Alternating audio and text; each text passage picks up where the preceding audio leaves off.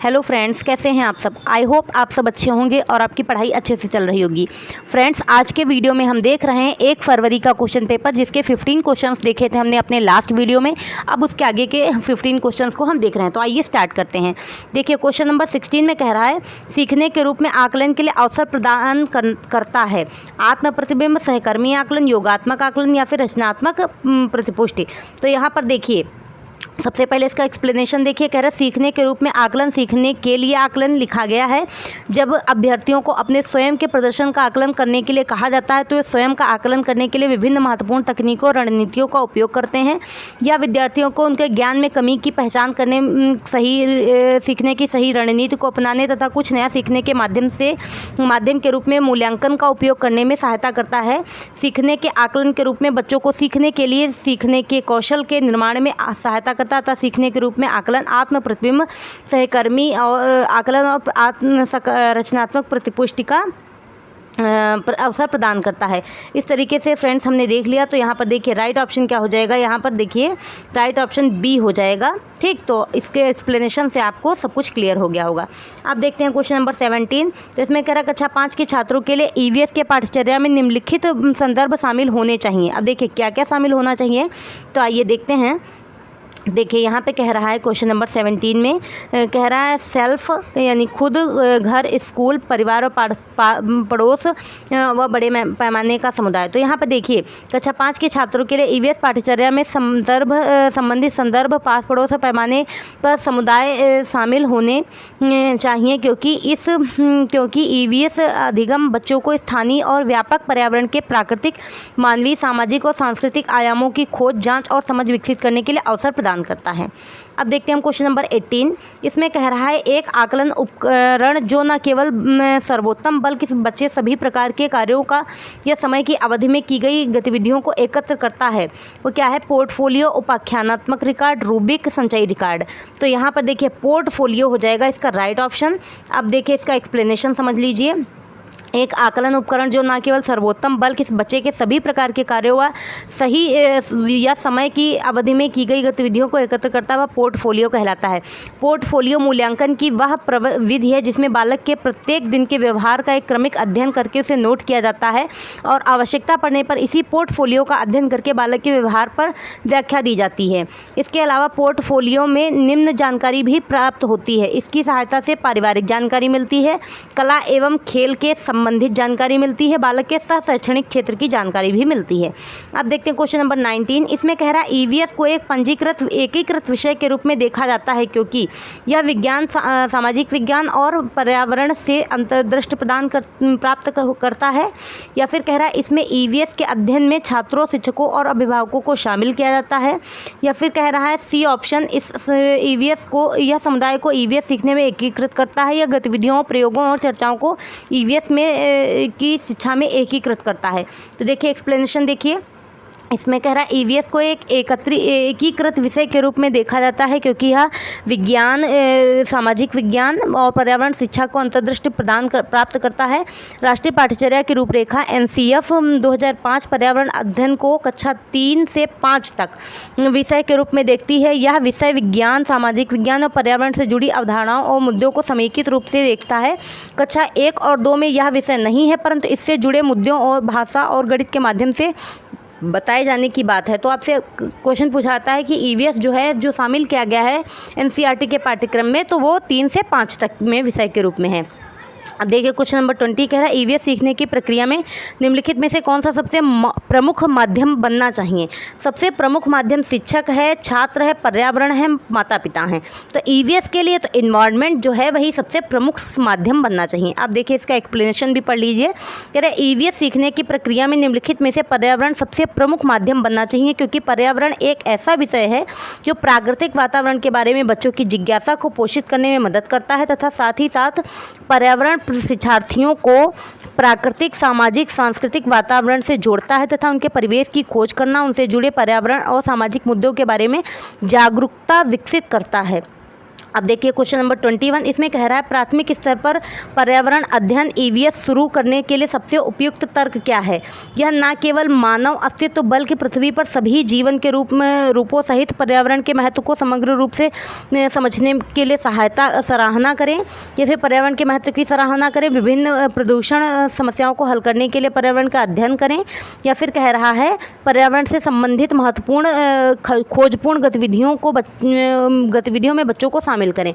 तो देखिए प्राथमिक स्तर पर पर्यावरण ईवीएस शुरू करने के लिए सबसे उपयुक्त तर्क है न केवल मानव अस्तित्व बल्कि पृथ्वी पर इन सभी जीवन रूपों सहित पर्यावरण के महत्व को समग्र रूप से समझने के लिए सराहना करें। एनसीएफ 2005 के अनुसार पर्यावरण विषय वस्तु बाल केंद्रित है, जिसमें बच्चों को स्वयं खोजकर पता करने का अवसर मिलना चाहिए। ठीक, अब देखते हैं क्वेश्चन नंबर 22, इसमें कह रहा है थीम पौधों को पढ़ाने के बाद मीना ने विद्यार्थियों के लिए पार्क के भ्रमण का संचालन किया। इससे विद्यार्थियों को आइए देखते हैं इसके आगे का क्वेश्चन।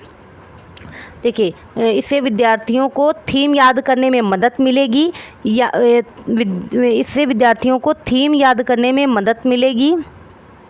या फिर पार्क में पौधों को पहचानने में मदद मिलेगी, या फिर कक्षा के अधिगम को वास्तविक जीवन की स्थितियों में सहसंबद्ध करने की मदद मिलेगी, पार्क में मस्ती करने के लिए मदद मिलेगी। तो देखिए यहाँ पे कह रहा है कक्षा के अधिगम को वास्तविक जीवन की स्थितियों से सहसंबद्ध करने में मदद मिलेगी, यानी सी राइट ऑप्शन हो जाएगा। एक बार एक्सप्लेनेशन भी पढ़ लीजिए। कह रहा थीम बच्चों को पढ़ाने के बाद मीना ने विद्यार्थियों के लिए पार्क के भ्रमण का संचालन किया। इससे विद्यार्थियों को कक्षा के अधिगम के वास्तविक जीवन की स्थितियों से सहसंबद्ध करने में मदद मिलेगी। बच्चों का अधिगम प्रभावी भी होगा। पौधे विषय थीम को क्षेत्र भ्रमण के माध्यम से प्रभावी ढंग से पढ़ाया जा सकता है, क्योंकि क्षेत्र भ्रमण के दौरान बहुत सारे बच्चों और उनके अंगों का अवलोकन करते हैं। बहुत सारे पौधों और उनके अंगों का अवलोकन करते हैं। बच्चों को पार्क में लगे पौधों को छूकर अनुभव प्राप्त करते हैं, और शिक्षक पौधे के प्रत्येक भाग और उसकी कार्यों को वास्तविक पौधा दिखाकर प्रदर्शित कर सकते हैं। अब देखते हैं क्वेश्चन नंबर 23, इसमें कह रहा है मानचित्र पठन गतिविधि के दौरान जयंती अपने मित्र से कहती है कि नक्शे पर हमारा गाँव पास पड़ोस के शहर से रेखा द्वारा विभाजित क्यों है। जब मैं पिताजी के साथ सब्जियां बेचने शहर जाती हूं तो मुझे ऐसी रेखाएं नहीं दिखती हैं। जयंती क्या कर रही है। तो वास्तविक जीवन के अनुभव को कक्षा गतिविधि से संबंधित कर रही है। कक्षा गतिविधि का उच्च स्तरीय चिंतन का प्रयोग कर रही है। अपने परिवेश के प्रति स्वाभाविक जिज्ञासा की अभिव्यक्ति है, या फिर अवलोकन पर चिंतन कर तर्क का प्रयोग कर रही है। तो देखिए यहाँ पर वो कर क्या रही है, बी और डी पहली चीज़ सही हो जाएगा। देखिए एक तो अवलोकन पर चिंतन तर्क का प्रयोग कर रही है, और यहाँ पे कक्षा की गतिविधि पर उच्च स्तरीय चिंतन कर रही है। अब देखिए एक बार एक्सप्लेनेशन भी पढ़ लीजिए, बहुत ज़रूरी होता है।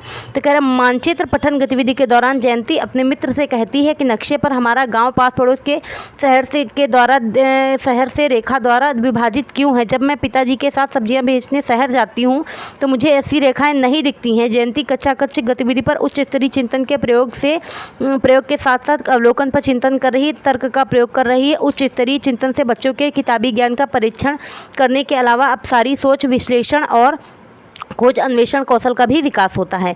अब देखते हैं हम क्वेश्चन नंबर 24। तो देखिए क्वेश्चन नंबर 24 में कह रहा है दुर्गा रानी से कहती है कि पूर्णिमा पर चांद माँ की बनाई हुई रोटी जैसा गोल होता है। कबीर कहता है नहीं, यह तेल में तली पूड़ी के जैसा होता है। रणवीर कहता है नहीं, तुम दोनों गलत हो, यह तो मैंने आकाश में फुटबॉल उछाली है। इन बच्चों द्वारा की गई व्याख्या निम्नलिखित में से किस उद्देश्य को सूचित करती है। तो देखिए संज्ञानात्मक, भावात्मक, मनोप्रेरणात्मक या फिर संवेगात्मक। तो देखिए ये पहली चीज़ है कॉग्निटिव है, संज्ञानात्मक है। अब जरा इसका एक्सप्लेनेशन भी देख लीजिए। कह रहा है नीचे दिए गए उपरोक्त कथन से इन बच्चों द्वारा की गई व्याख्या संज्ञानात्मक उद्देश्य के विकास को सूचित करती है। संज्ञानात्मक उद्देश्यों को किसी व्यक्ति के ज्ञान को बढ़ाने के लिए डिजाइन किया गया है। कई लोग ब्लूम के संज्ञानात्मक उद्देश्यों के वर्गीकरण का उल्लेख करते हैं, जिसकी उत्पत्ति 1950 के दशक में बेंजामिन ब्लूम और सहभागियों द्वारा की गई थी। उदाहरणतः किसी ग्रह के विवरण को देखते हुए छात्र उस ग्रह की पहचान करने में सक्षम होंगे, जैसे कि मौखिक रूप से या लिखित रूप से प्रदर्शित किया गया है। अब देखिए ब्लूम संज्ञानात्मक अधिगम की कई श्रेणियों का वर्णन करता है। क्या क्या है इसमें श्रेणियां, देखिए evaluation, synthesis, analysis, application, comprehension, knowledge. Bloom का यह मूल जो इन्होंने अपनी वर्गीकी दी थी वो कब दी थी? ब्लूम्स टैक्सोनॉमी 1956 में। तो इस तरीके से इसको आप समझ लीजिएगा। कॉग्निटिव पक्ष के संज्ञानात्मक पक्ष के बारे में बात हो रही है। अब देखते हैं 25 पर्यावरण अध्ययन की प्रकृति को निम्नलिखित में से कौन सा पद सबसे उपयुक्त रूप से परिभाषित करता है? स्थायी, एक दिशा विषयक, वस्तुनिष्ठ, अनुभवजन्य। तो यहाँ पर देखिए अनुभवजन्य राइट ऑप्शन हो जाएगा। अब इसका एक्सप्लेनेशन पढ़िए। कह रहे अनुभवजन्य पद पर्यावरण अध्ययन की प्रकृति को परिभाषित करने के लिए सबसे उपयुक्त है, क्योंकि इसमें प्रत्यक्ष अवलोकन या भागीदारी के माध्यम से प्रभावित होने या ज्ञान प्राप्त करने, तथ्य तथा स्थिति शामिल होती है। इसके अलावा पर्यावरण अध्ययन की प्रकृति को परिभाषित करने के लिए स्थायी, एक दिशा विषयक, वस्तुनिष्ठ उपयुक्त नहीं है। पर्यावरण के अध्ययन में अनुभवजन्य इंद्रियों, अवलोकन, प्रलेखन या विशेष प्रतिमान के माध्यम से प्राप्त जानकारी को अनुभवजन्य कहा जाता है। यह वैज्ञानिक पद्धति का एक केंद्रीय हिस्सा है। अब देखते हैं हम क्वेश्चन नंबर 26। तो आइए देखते हैं। देखिए क्वेश्चन नंबर 26 में कह रहा है कि जया को आज बहुत भूख लगी थी। इसमें कह रहा है क्वेश्चन नंबर 26 में, जया को आज बहुत भूख लगी थी, उसने अपने टिफ़िन ख़त्म किया, उसका पेट भर गया। उसके साथ उसके शिक्षक आज मिठाई के पैकेट बांटने के लिए लाए थे, क्योंकि आज स्कूल की स्थापना दिवस था। जैसे ही जया ने मिठाई देखी उसके मुंह में पानी आ गया। निम्नलिखित में से कौन सा पद इस प्रक्रिया का वर्णन करता है?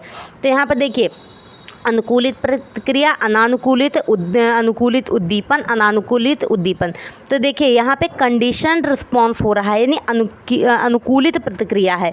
देखिए जया को आज बहुत भूख लगी थी, उसने अपना टिफ़िन ख़त्म किया, उसका पेट भर गया। उसके शिक्षक द्वारा आज मिठाई पैकेट बांटने के लिए लाए गए थे, क्योंकि आज स्कूल का स्थापना दिवस था। जैसे ही जया ने मिठाई देखी उसके मुँह में पानी आ गया। इस प्रक्रिया के अनुसार अनुकूलित प्रक्रिया वर्णन सही है। पावलोव के अनुसार जब व्यक्ति के सामने कोई स्वाभाविक उद्दीपन स्थापित किया जाता है तो वह स्वाभाविक प्रतिक्रिया करता है। अब देखते हैं हम क्वेश्चन नंबर 27। तो क्वेश्चन नंबर 27 में कह रहा है पर्यावरण अध्ययन की कक्षा 3 के पाठ पौधों की परी में दीदी के खेल में बच्चों को पौधों की बताई गई विशेषताओं के आधार पर छूकर बताना था। निम्नलिखित में से कौन से विषय उद्देश्य इस खेल को आयोजित करने हैं तो सर्वाधिक उपयुक्त हैं? तो यहाँ पे ए ऑप्शन कह रहा है सबसे अधिक पौधों को सही पहचान करने वाले बच्चे की पहचान, बच्चों को खेल में अपने परिवेश में उपस्थित पौधों की विशेषताओं से अवगत कराना, या फिर बच्चों में खेल एवं आनंद एवं सामूहिकता की भावना का विकास करना, या फिर कह रहा है बच्चों में प्रतिस्पर्धा की भावना द्वारा सीखने के प्रति रुचि विकसित करना। तो यहाँ पर देखिए इसका एक्सप्लेनेशन समझिए। कह रहा है पर्यावरण अध्ययन की कक्षा 3 के पाठ पौधों की परी में दीदी के खेल में पौधों को बताई गई विशेषताओं के आधार पर बच्चों को खेल में अपने परिवेश में उपस्थित पौधों को विशेषताओं से अवगत कराना और बच्चों में खेल द्वारा आनंद एवं सामूहिकता की भावना का विकास करना था। इस खेल में पौधों को छूकर बताना था कि उसके उद्देश्य हैं। यहाँ पौधों को छूने का मतलब पौधों की कितनी प्रजातियाँ और किस प्रकार की जलवायु में विकसित होंगी। अब देखिए नोट देखिए, कह रहा है बच्चे यह खेलकूद आधारित शिक्षण प्रणाली में पेड़ पौधों में पाई जाने वाली विविधता को देखकर महसूस कर पाएंगे। अब देखते हैं क्वेश्चन नंबर 28। इसमें कह रहा है सही कथनों को चुनिए।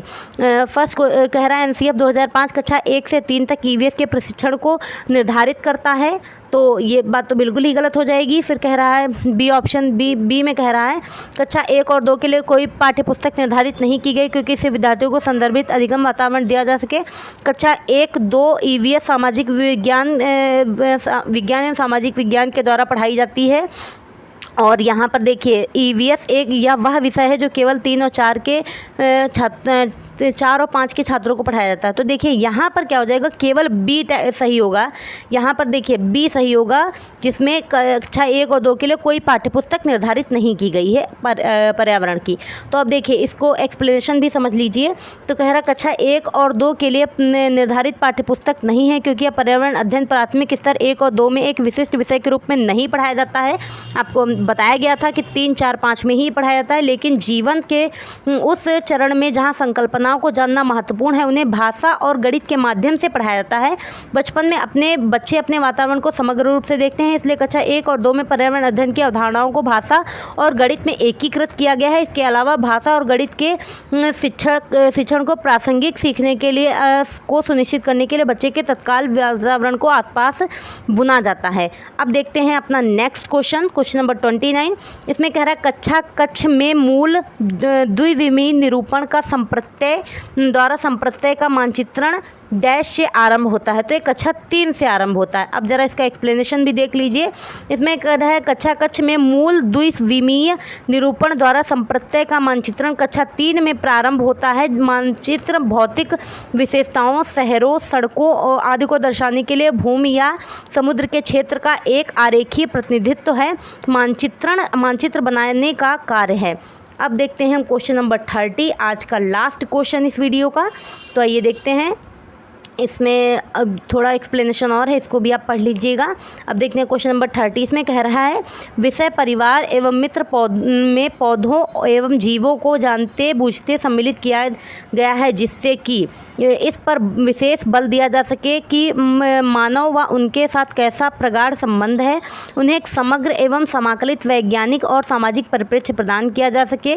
उन्हें सामाजिक और सांस्कृतिक संदर्भ में अवस्थित किया जा सके। या फिर डी ऑप्शन कह रहा है पौधों और विद्यार्थियों को पौधों और जीवों में विभेदन की योग्यता दी जा सके। तो देखिए यहाँ पर सही जो हो जाएगा ABC, यानी ए ऑप्शन राइट हो जाएगा।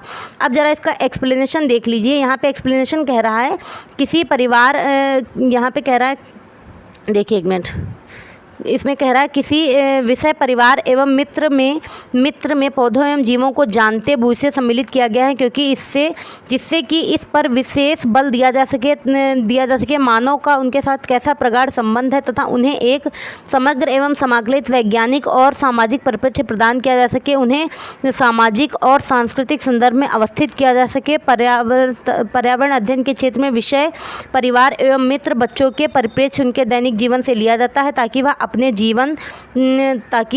जीवन को कक्षा कक्ष के दैनिक जीवन को कक्षा कक्ष से जोड़ सकें। तो ठीक है फ्रेंड, इस तरीके से आज के वीडियो में हमने 30 क्वेश्चंस को कंप्लीट कर लिया है। 15 इसके पिछले वीडियो में और 15 इस वीडियो में हमने कंप्लीट किया क्वेश्चंस। अब नेक्स्ट वीडियो में हम इसके आगे के पेपर्स को लेके आएंगे। तब तक के लिए देखते रहिए हमारे वीडियोज़ को, खूब अच्छे से मन लगा के पढ़ते रहिए। टाइम बहुत कम बचा है अब, और अगर आपको वीडियोज़ हमारी अच्छी लग रही हैं, आपके लिए हेल्पफुल हैं, तो प्लीज़ हमारे चैनल पर नए हैं तो चैनल को सब्सक्राइब कर लीजिएगा, लाइक शेयर एंड कमेंट कीजिएगा। Thank you.